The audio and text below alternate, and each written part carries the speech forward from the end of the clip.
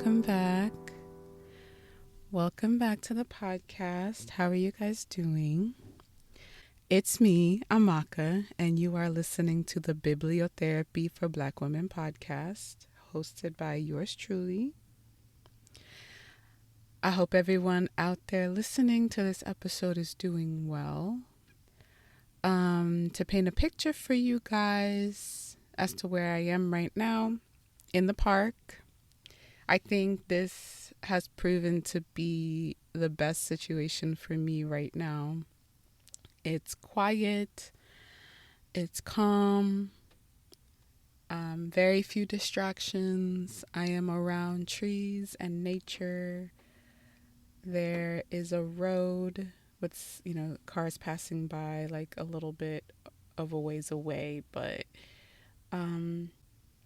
as far as environments go for good recording spaces, this is working out. So we're gonna keep going until we can't. Yeah. I hope everyone's doing well. And if things are tough right now, I'm sending love and positive vibes your way. How am I doing? I took off work yesterday. Yesterday was Friday. It's Saturday morning at about 9-ish that I'm recording. I usually work Tuesdays to Fridays, and I took yesterday off, which I think was much needed for me. I just had a lot of stuff to do, and I felt like I didn't have enough time, and I decided to take a personal day, and I do not regret it. My job is the type where even with personal time off, you may still need to address some work-related stuff. So there's actually a patient that I needed to see rather urgently. But thankfully, it was a short session and the needs were not too complicated. So I was able to address them pretty quickly. And then I was able to kind of go about with my day. Swimming is going good. Going well. My last class a few days ago, we went from kind of the open water side of the pool to the lane side. So we actually did some pretty intense lane work. Like I said, my instructor is great. Really couldn't ask for a better teacher, but he does not play.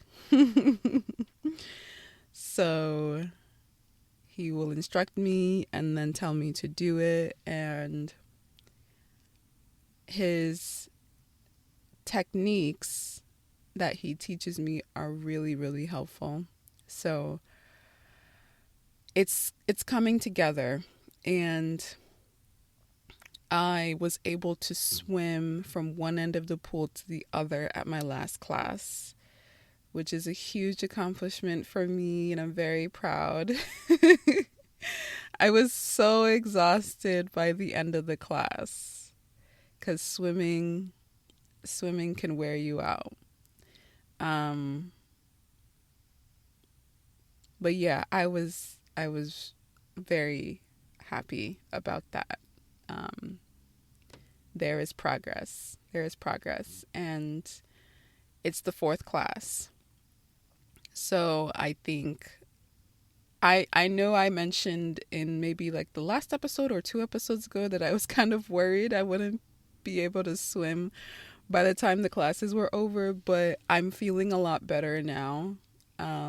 Being at that halfway point, I have 4 classes left, and kind of where I am in terms of progress, I think having 4 more classes is just the right amount of time to continue working on the technique and perfecting it, and essentially being able to swim and call myself a swimmer.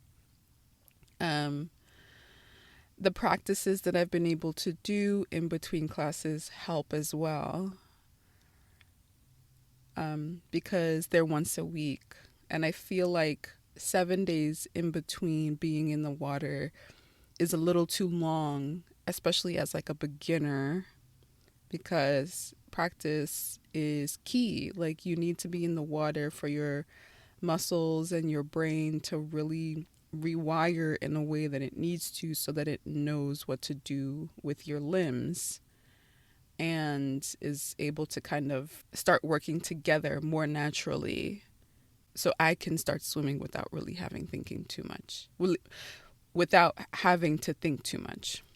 So yeah, it's coming along, and I am very happy about that. So I think I'm gonna dive into the topic of this episode. I'm sure you guys have seen it. In honor of Mental Health Awareness Month, which is May, I did not want this month to pass without kind of putting a spotlight on mental health in more of a clinical sense. I did this with my major depressive disorder episode, kind of laying out more clinical presentations of what depression can look like.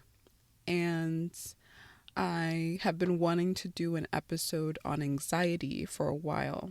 So I decided to have that be the main topic for today. And, it really is timely, I think, when it comes to the significance of the month and just how ubiquitous anxiety is amongst, people, because life can be stressful and it can get to a point where you are anxious on a regular basis, anxious about certain things. Anxiety is oftentimes rooted in trauma, past experiences. And I think, especially considering who this podcast is for in my mind, I want those of you listening to have a better idea of what anxiety may look like.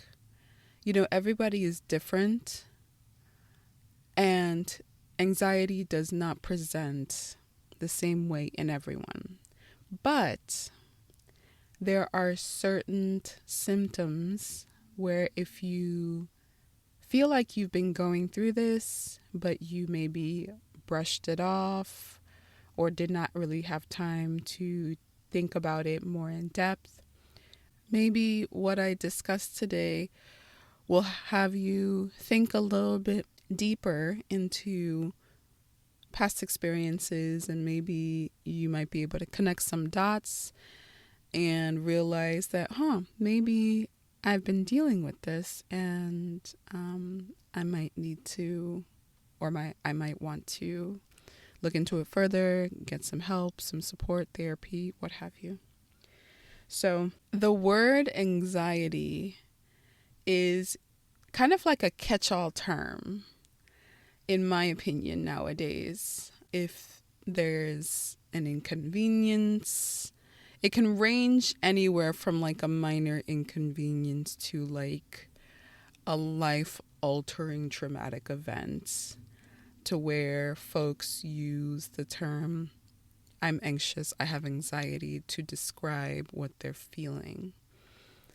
But there are different types of anxiety, and I'm going to talk about 5 different types in this episode. I'm going to start with panic disorder, then I'm going to talk about agoraphobia, and then specific phobia, social anxiety disorder, and then generalized anxiety disorder.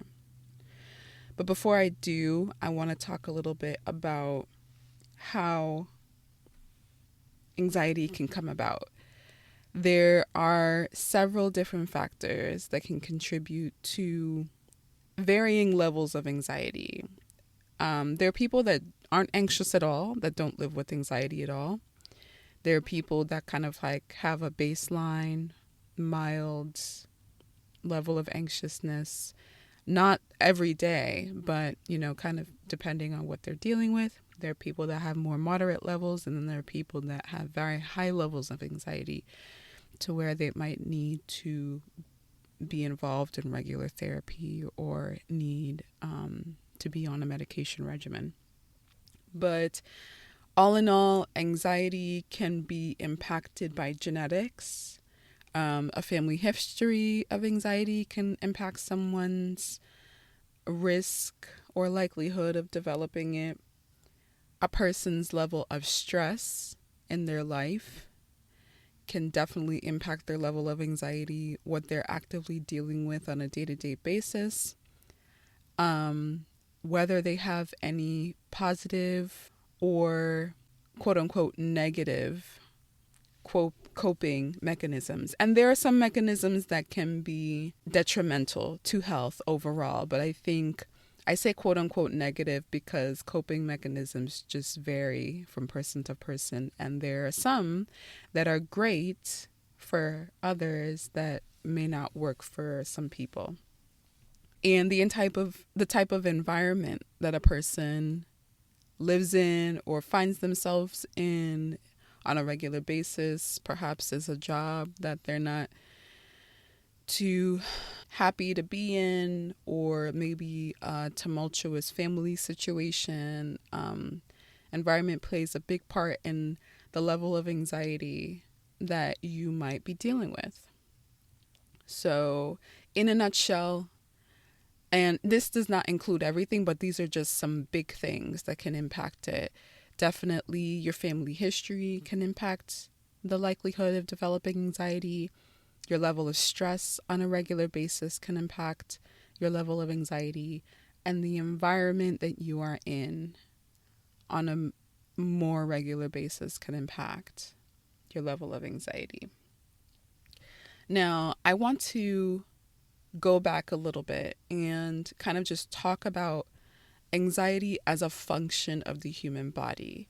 Anxiety itself is not bad. Anxiety can be a form of your body telling you something is wrong and it needs to be fixed. It has a role, it has a function, but like many, many other things in life, if it goes into overdrive or if it is employed by the body sending you messages like almost nonstop, it can get to a point of being really detrimental. So anxiety as a human experience is normal, and it's most commonly described as a diffuse, unpleasant, vague sense of apprehension. So anxiety can be beneficial to a degree, like I said. It can be motivating. It can make you take action on things that need to be addressed. Some context to where this might help clarify it is like if you have an exam coming up, if you're a student and you have a test and you haven't studied and you maybe have like a few days left, anxiety can motivate you to get to studying. If you are taking a trip and you've never been to that place before, perhaps it's a new country, having a little bit of anxiety could make you do some research and do your best to prepare and, have a plan B if things, don't go the way you anticipate. In the situation where perhaps you book a flight, anxiety can have you make sure that you pack at a decent time before leaving, that you plan ahead when you're going to leave for the airport so that you have the best chance to not miss your flight. So anxiety can be a functional tool for you. But like I said, it can get to a point where it is no longer within that realm of balance, and it just kind of goes off the rails to the point where it impacts how you're able to live your everyday life. So in terms of how anxiety can feel in the body, it's going to vary from person to person. Because a theme for this episode that I want to make sure is clear is that it's not going to be the same for everybody. Just as we are different as people, anxiety can present differently. But in general, there are some symptoms where if you are experiencing this, it's not out of the realm of possibility that you are experiencing anxiety in that moment. So if you have a headache, if you start to sweat, if your heart starts to race, if your chest starts to feel tight, if you have mild stomach discomfort, if you start to feel restless, like you can't sit for too long or you can't stand for too long, any and all of those symptoms, or at least having like 2 or 3 of those symptoms at once, can point to you potentially having some feelings of anxiety or are going through an anxiety episode. Anxiety can also impact your ability to concentrate on and focus on tasks, and it can impact your ability to solve problems sometimes if it's at a level where, it can't be controlled, or it's not operating from a place of, function and you just needing to be motivated to get something done. If it's at a point where it is impacting your life in a negative way, that can really be a cause for concern.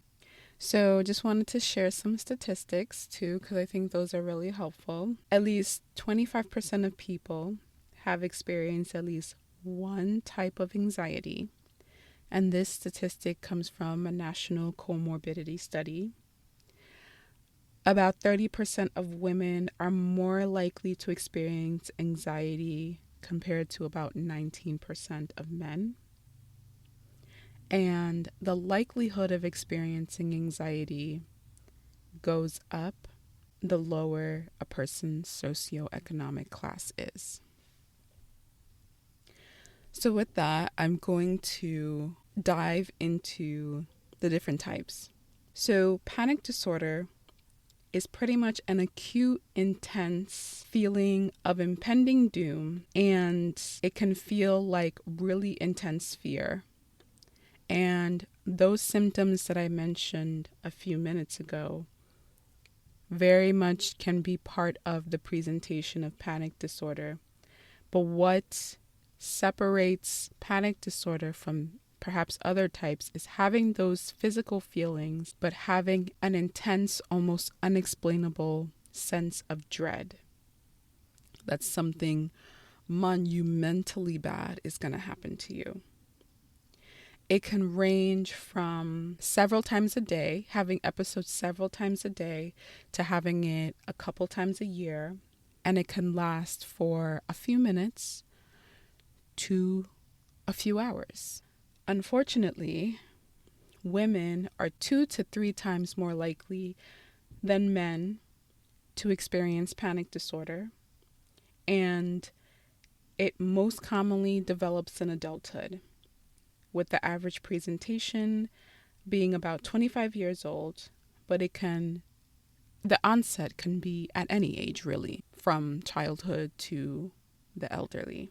With folks that have panic disorder, over 90% of them have at least one other mental health condition, and about 33% of them do struggle with depression.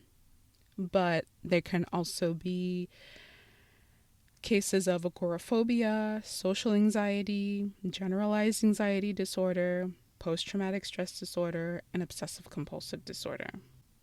Some underlying themes that could precede the development of panic disorder is physical or emotional separation from a specific person or people in childhood or adulthood, a notable increase in work responsibilities or expectations that a person does not feel like they can meet, having controlling, critical, demanding, or frightening parents or caregivers, and currently or having a history of involvement in abusive relationships of a sexual or physical nature, emotional nature, or having a sense of being trapped.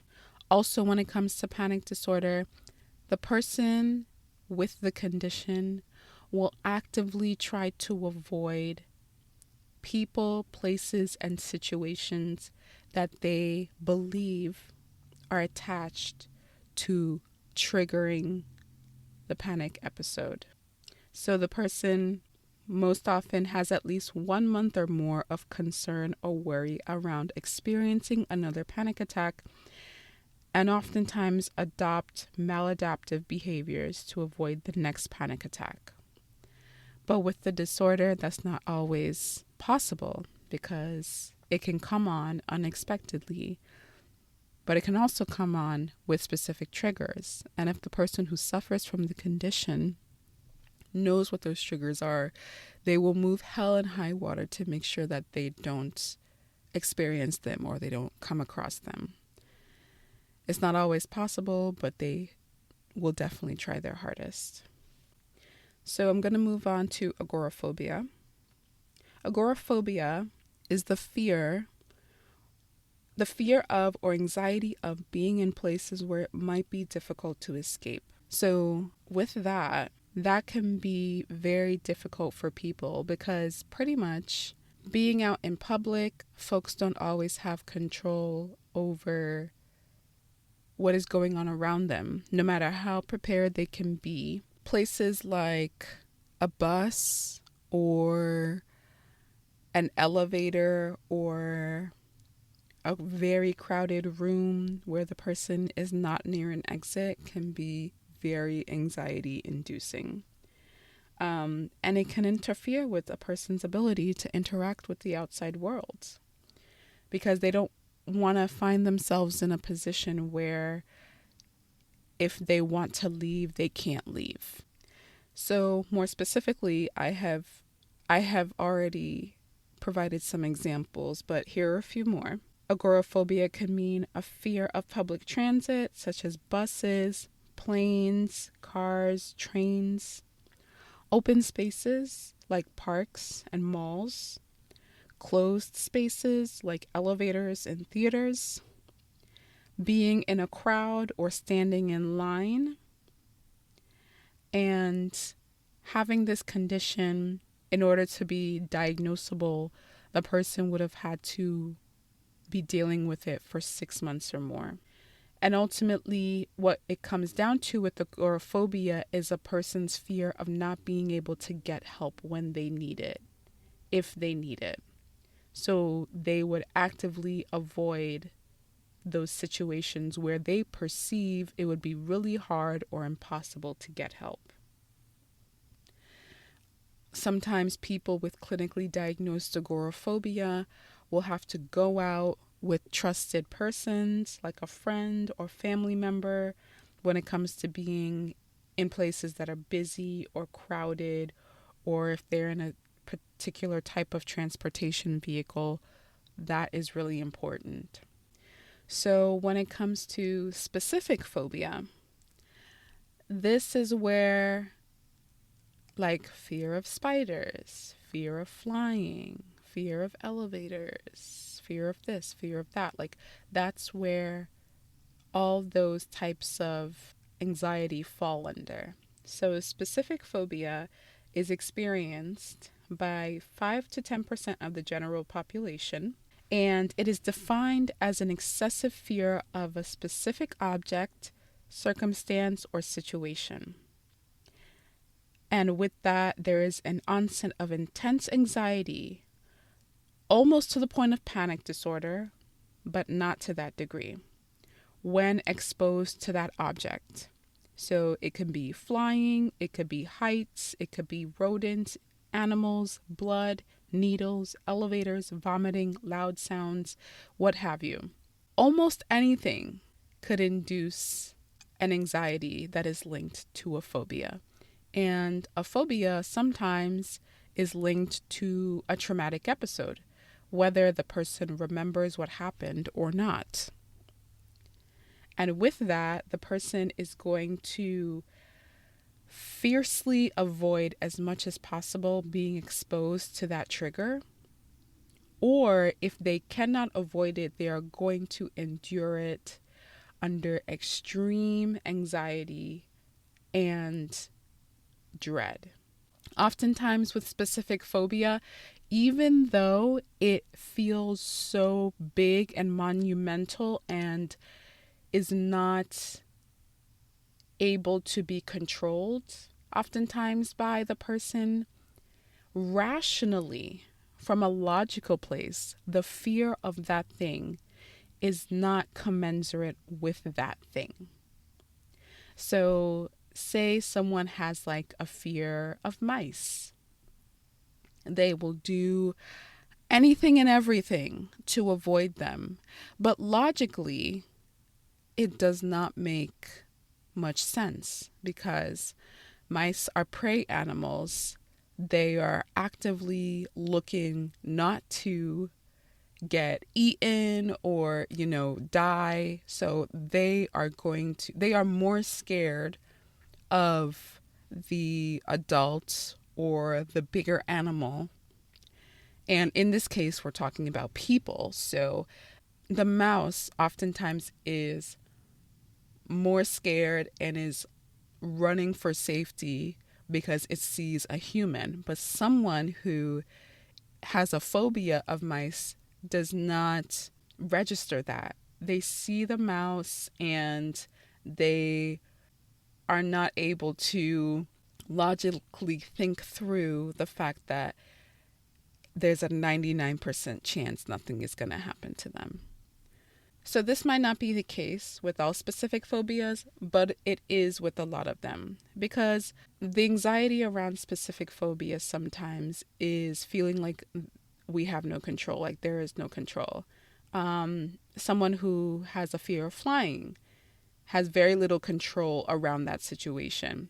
Someone who has fear of heights and maybe works in a high rise has very little control over that situation. Someone who has a phobia around vomiting or loud sounds may feel like they have very little control in that situation. So kind of feeling powerless and helpless is part of the reason why having a phobia is a source of anxiety or can be a source of anxiety. And for it to be diagnosable, the person needs to be dealing with it for 6 months or more. So moving on to social anxiety disorder, which is also under specific phobia. Social anxiety is pretty much a fear of social situations where you fear being judged or you fear embarrassing yourself. So it is a fear of something. So with that, it can fall under the category of specific phobia, but it's oftentimes kind of removed and placed in its own category. So like I said, fear of social situations where you do not want to be judged. You're afraid of embarrassing yourself around people in social situations. So environments where there are even small or large social gatherings where you have to make an oral presentation, where you're meeting new people, pretty much any setting where you're around others and you perceive a chance of saying the wrong thing or embarrassing yourself. A person with social anxiety disorder is going to strongly avoid those type of situations and settings. So just a couple of statistics. About 3 to 13% of the population struggles with this form of social anxiety disorder. Although I personally feel this number is probably a little higher because anxiety, as with a lot of other mental health conditions, are underreported because stigma is still a thing. Stigma is still an issue. And folks like myself are working as hard as they can to destigmatize mental health and conditions within mental health. But as far as numbers go, This is what I encountered. Women tend to be more impacted by social anxiety disorder than men. Peak onset of social anxiety disorder is within adolescence / teenage range, which makes sense because puberty, adolescence is very much a big time in a person's life where they're trying to like figure out their sense of self, meanwhile trying to kind of make friends and form a community, and having a fear of embarrassing yourself, especially in like a school setting or with your peers, can really be off-putting for you. And it can get to a point for some people where, or some teenagers where they don't even want to kind of engage in social settings. But onset can vary anywhere from childhood, interestingly, to mid-30s and on. Folks with social anxiety disorder can also suffer from other types of mental health conditions, other types of anxiety, depression. You might find that folks with social anxiety disorder engage in substance use because they might use maybe like marijuana or alcohol to kind of mitigate the anxious feelings so that they're able to be in an environment with other people and not feel so tense and wound up. And there is an increased likelihood if there's a family history. And usually also too, as with the other ones that I talked about, dealing with this for 6 or more months is where it would be clinically categorized as social anxiety disorder. So lastly, I'm going to talk about generalized anxiety disorder. So pretty much generalized anxiety disorder is when there is no particular trigger for the anxiety. It's pretty much being anxious about everything. You have a baseline anxiety on a daily basis that really does not have a focal point. You're not really able to pinpoint what is causing it. This could very much be hereditary too. One definition is excessive anxiety or worry about several events, activities for most days during a 6-month period at least. So because there are so many different things daily that are causing the anxiety, it's not one particular thing. So ultimately, you're just living with anxiety regularly, and it could be nothing that's causing it, or it can be a multitude of things. So you're not really able to pinpoint the one thing that is causing it. It is difficult to control, and along with the symptoms that I mentioned previously, folks might experience muscle tension, they might experience irritability, they might have difficulty sleeping, and fatigue can also be a symptom too. It may go without saying, but it is important to mention that someone with generalized anxiety disorder, their experience of everyday life is very difficult, and it can impact their ability to enjoy things. It can impact their ability to enjoy friends, enjoy family, enjoy hobbies, because there's just that elevated baseline of anxiety that they can't shake. It's very common, so a lot of people experience it. And like I said at the top of the episode, stress can very much impact it. Environment can very much impact it. Family history can very much impact it as well. And women tend to be twice as likely as men to experience generalized anxiety disorder. The onset of the condition is usually late adolescence and can go as far as late adulthood, but it can also come about in folks who are older, who are elderly. There really is no cutoff point when it comes to age. Generalized anxiety disorder can very much coexist with other types that I've previously talked about. And 50 to 90% of folks with GAD are dealing with another type of psychiatric condition. The difference between generalized anxiety disorder and panic disorder is that the person does not experience panic attacks. So, like, the feeling of impending doom is not typically a symptom with generalized anxiety disorder versus panic disorder. So, in terms of treatment for anxiety disorders, that varies based on a person's personal and medical history, but typically a combination of therapy and medication, depending on the degree of anxiety, is what is most recommended. And there are different types of therapy for anxiety. There are various types of medication that target anxiety. So there are options out there. When it comes to medications specifically, there are types of meds such as benzodiazepines, selective serotonin reuptake inhibitors, and other antidepressants that actually kind of do double duty and are also able to help with anxiety symptoms. Knowing the best trial and treatment option will ultimately depend on having an assessment done, a psychiatric assessment, which can only be performed by a psychiatrist or a psychiatric nurse practitioner, such as myself. So I want to reiterate something I said on my depression episode.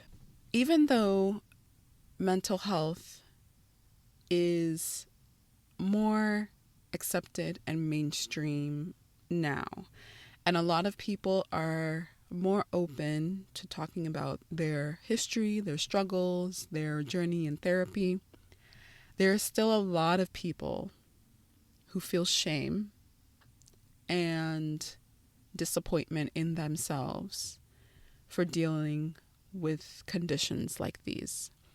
And I don't know who needs to hear this, but there's no shame in having a psychiatric condition. There's no shame in having a mental health disorder. There is no shame in dealing with anxiety, because life can be hard, life can be stressful, life can feel impossible sometimes, and that can bring about anxiety. There is no shame in that, and I encourage anyone and everyone who is listening to this episode, if any of the information that I shared with you today resonated, if you feel like any of the symptoms I talked about rang a bell, or you feel like they apply to you, consider getting some help. Consider talking to someone. Consider the option for treatment, because there are options out there. And you won't be able to find out until you look. And trust me, it is worth looking, because there are tools out there that can really help with managing anxiety, lowering your baseline anxiety, and being able to live a better daily life. So with that, I'm going to end this episode. I want to thank you guys for listening, as always.